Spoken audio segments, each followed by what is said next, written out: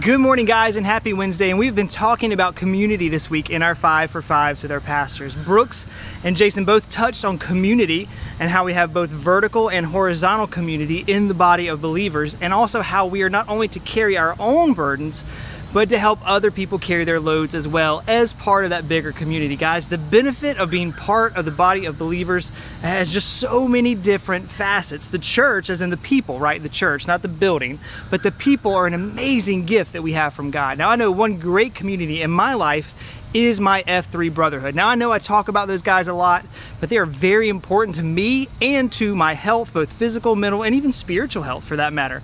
I'm gonna let you guys in on another one of our traditions today. One of the things that every single F3 area of operation, or AO, has is a flag. Now, this isn't just any flag, right? It's actually a shovel flag. I don't know if you can see, it's attached to a shovel.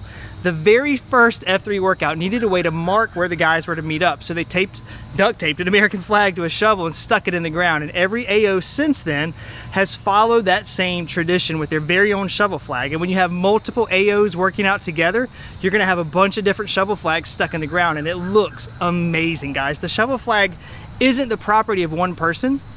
It's actually owned and carried by the men of that AO as a whole. Whoever's leading the next workout is responsible for the flag. They'll keep up with it until they lead or cue the next workout, and then they'll pass it on to the person that's going to lead the next one and the next one and the next one. That's kind of how it works. And one reason we do that was for the accountability. Now, if you have the shovel flag in your truck and you know that 18 or so guys are going to be waiting out there in the dark for you to plant that shovel flag in the ground and mark the beginning of your workout.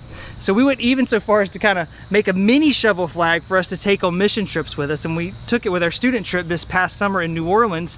And because of the shovel flag and the F3 patches that we were wearing, we ran into another F3 guy from Cherokee County who saw those things and asked to join in our workout. That's just another great example of the kind of community that we find in F3. Well, Eric, what does all that have to do with me, right? I'm not an F3 guy. My clock doesn't even have 5 o'clock on it that early.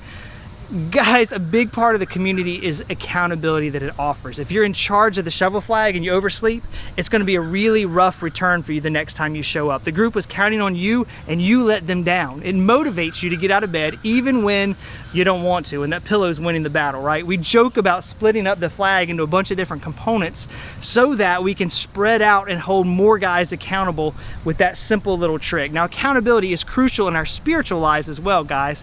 That's what all this is about today. In the closing of his first letter to the Thessalonian church, Paul says this: "Therefore, encourage one another, build one another up, just as you are doing." And then, just a few sentences later, we read this part.